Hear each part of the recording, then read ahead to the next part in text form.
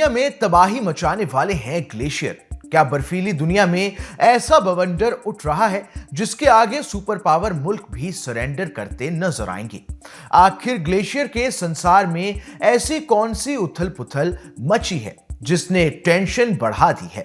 क्योंकि अंटार्कटिक में ग्लेशियर का घटता दायरा इसी खतरे का अलार्म बजा रहा है।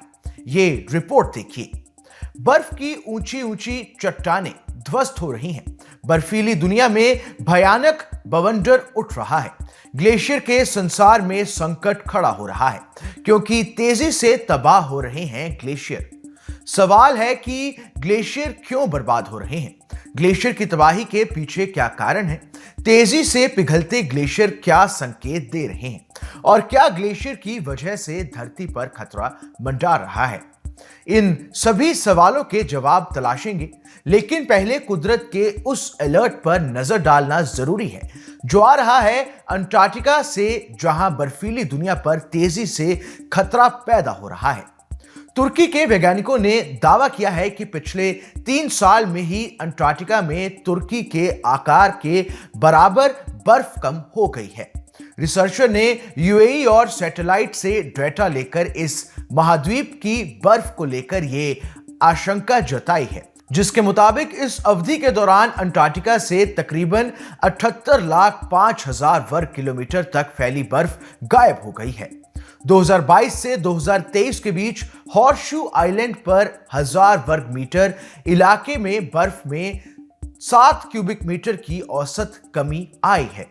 ऐसे में वैज्ञानिकों ने चेतावनी दी है कि यदि वर्तमान बर्फ पिघलने की दर पर लगाम नहीं लगाई गई तो वायुमंडल में वाटर वेपर और ग्रीन हाउस गैसें बढ़ सकती हैं, जिससे जलवायु परिवर्तन में तेजी आ सकती है।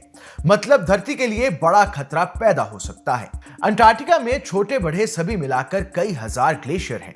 इनमें से 500 से ज्यादा ग्लेशियर का नामकरण किया जा चुका है और यहाँ के ग्लेशियर पर मंडरा रहे खतरे को लेकर वैज्ञानिक रिसर्च कर रहे हैं, लेकिन अभी तक कोई ठोस निष्कर्ष नहीं निकला है।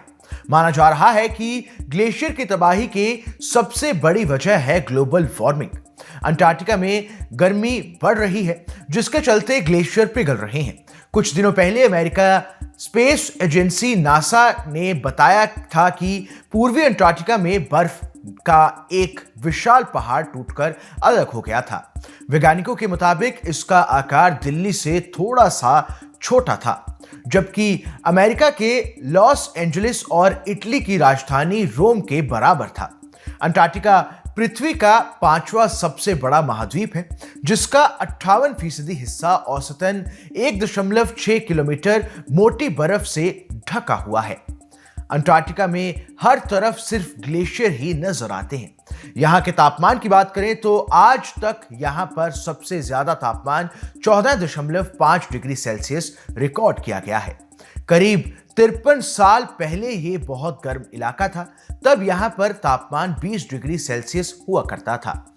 लेकिन चिंता यह है कि पिछले कुछ सालों में यहाँ का तापमान फिर बढ़ने लग गया है, जिसे ही ग्लेशियर की तबाही की वजह माना जा रहा है। इस खबर में बस इतना ही। यह खबर आपको कैसी लगी हमें कमेंट कर जरूर बताएं।